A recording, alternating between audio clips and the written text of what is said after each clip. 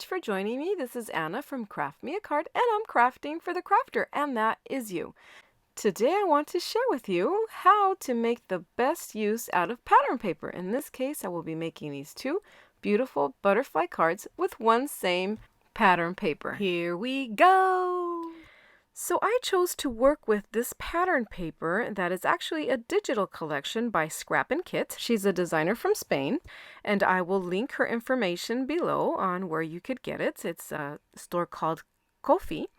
And she designed these beautiful butterflies, and all I had to do was download the file and print the image down on my computer. And playing around with it a little bit, I was able to print it in two sizes, one a little smaller than the other. Sometimes she gives these collections out for free, so go ahead and check her page out. Okay, so first I take my card base and I go ahead and I crease it. Then I put it onto my first layer, and it's going to be this pretty purple. I like to cut it this way instead of cutting it out on the trimmer because I feel it gives me a perfectly covered size piece for my first layer. And then as always, I cut the inside of this piece that will not be seen, and it can be repurposed, plus it takes weight off of the card. And for the layer that's going to be going on top of this light purple is this dark purple. And sometimes I like to use two layers on the base. And so let's call this one the second base layer. So we can create a little border around the edge. We cut this piece 1/4 of an inch lengthwise and widthwise, smaller than the size of our base. I hope this picture makes it a little bit more clear where to cut. The next cardstock I'm going to put on the base is this butterfly one. Now this one is the smaller butterflies. So I decided to just put a little border on it. And you'll see here as I'm layering them the idea that I'm going for. Once I decided to add this extra layer of the butterflies under, I noticed that I needed to cut my purple layer, my darker purple layer, 1/4 of an inch smaller than the butterfly cardstock. So just keep this in mind when you are layering cardstock. Just bring each layer 1/4 of an inch smaller than your previous layer. This will give you a nice thin border around each layer. Now for the layer that will be seen completely. It's this larger print of the butterfly. So I just go ahead and I measure where I want to cut it so that the butterflies can be seen without being chopped off. Then with my paper trimmer, I just go in and I even those edges out. You've been chopped. See here how I envision these layers to work out. Since the darker purple piece is going to be covered by that larger print of the butterflies, I decided to go ahead and cut out some butterflies out of this piece.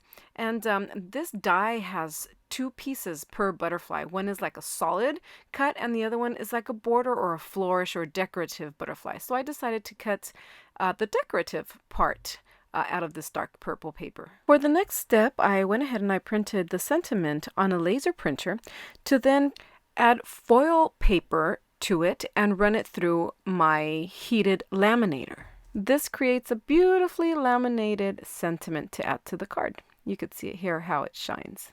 It's quite lovely, really. Now that I have the sentiment ready, it is time to put this card together, and just by using liquid glue, I go ahead and I layer all these layers. For the sentiment, I decide to go ahead and grab this little banner die and cut both ends of it using this fishtail cut. For the solid piece of the butterfly, I decided to ink a piece of paper a little to give it some color. I took a piece of glass, and it's actually from a picture frame. I went ahead and I scribbled some color here, and then I'm just going to add some water and just smush my paper into this color. You can let it dry on its own, or little impatient me. I had to use my heat tool to help it dry and see how it really ended up. And I felt it was a little too pink for my liking. So I just went ahead and I added a little bit more purple to it. And that made a perfect background for my little butterfly. Once ready and dry, I just go ahead and with some liquid glue, I just stick the middle part of the butterfly onto the background. And this is so we can leave the wings just fluttering away. And now this piece is ready to be stuck onto our card base. Yay! So for the actual sentiment, that little tag that we did, I went ahead and I inked around it with Dusty Concord. This is just regular distress ink, just, to take away some of that white. And using some liquid glue, I just put it on the ends and I squished it a little bit together so it could have like a little lifted effect, and I held it there for it to glue in place. And we always can enhance a card by adding glitter. So this is stickles, and I just added stickles to the main butterfly and the ones surrounding it, and I just gave it that magical effect. Love it! All right, so here is card number 1 complete. And I'm just going to go ahead and round off the corners just to soften it up a bit. By using the corner chomper, I could cut multiple layers at once. To finish the card off, I thought the tag could use some little nouveau drops to make it look like raindrops, teardrops, drops. So just added some nouveau drops to 2 sections of that tag, let them dry, and enjoy their magic. So this completes card number 1. Let's go on to card number 2. Okay, for the second card, we're going to make these butterflies fly off the page. So first I go ahead and I pick a strip of butterflies that I want to work with the length of my card. Using a crafter's knife, I go around each of these butterflies.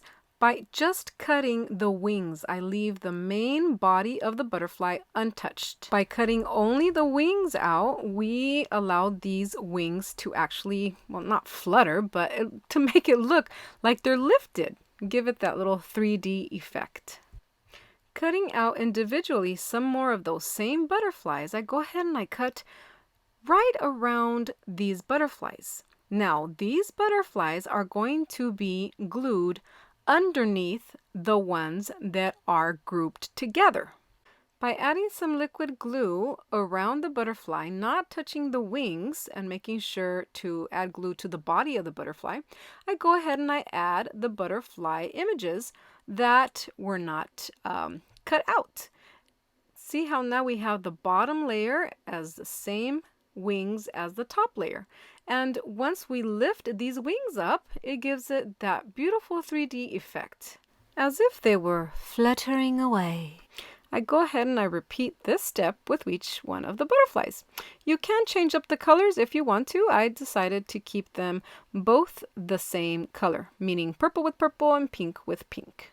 And here we have it, all our butterflies nice and stuck together.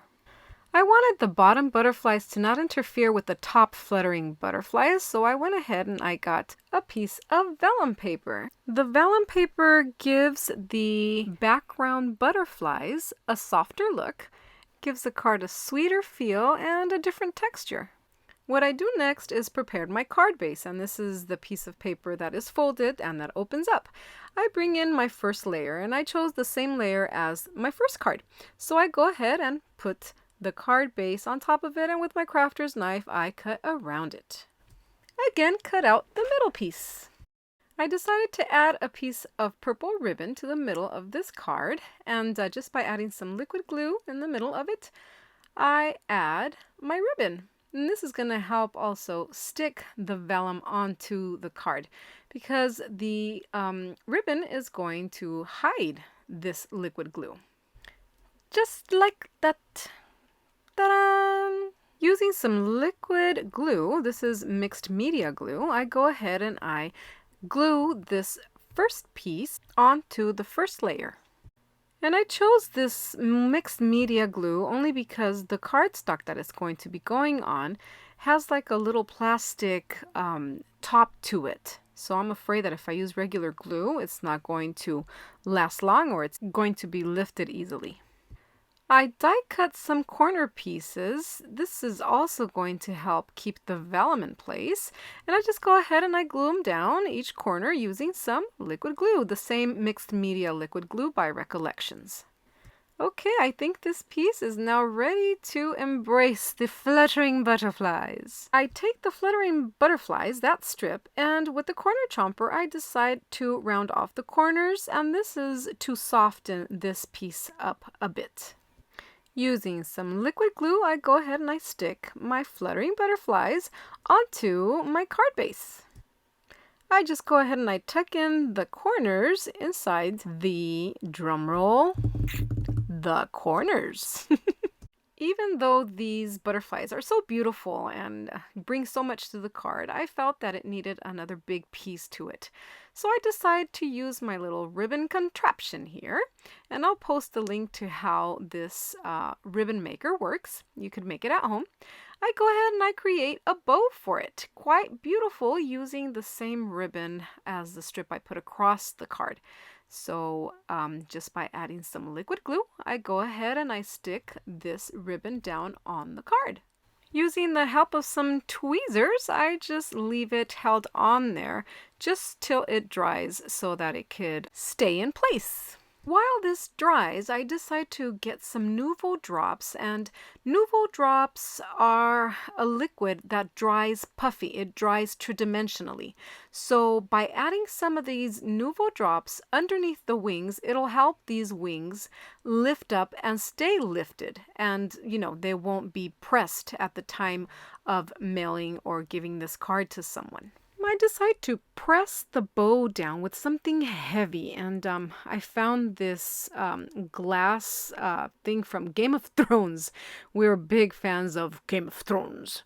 And this, you can see the throne here, and this has great weight to it. So I just go ahead and I put it on top of the bow so that it could flatten it and press down on it. And this is because my tweezers were damaging the edge of my card. I guess the bow is too much to the center of the card where the tweezers weren't long enough. In the meantime, I prepare my sentiment, which is just going to be a happy birthday, and I go ahead and out of the same purple cardstock with this tag punch that I got a long time ago from Oriental Trading Company, I go ahead and I punch this tag out, and then using a small stamp from the Julie Nutting Planner stamps, I grab the tiny happy birthday and I stamp it using white archival pigment ink. And I thought it was a good idea to use the Misty for this because I knew that white ink is always hard to get dark enough on the first try. Using some dusty Concord distress ink, I go ahead and I just lightly dab the edges of the tag. Add some liquid glue to the end of it and go ahead and tuck it right under the bow. Just like that. Voila! So this completes our second card. I am quite content with how beautiful both of these cards came out. I hope you also enjoy this tutorial, get inspired. I hope you create and I hope you are happy. Thank you so much for joining me. I invite you to please subscribe, like, and comment. And don't forget to hit the notification bell to get notified every time I post a new video. Thank you so much. Till next time. Bye-bye.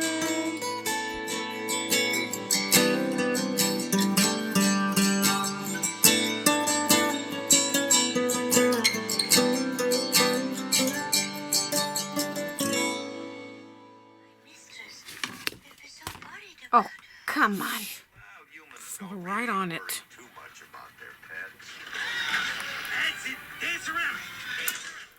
Really? Too similar. I think it's the same one I had already bought. Great. Bought it twice. Ha!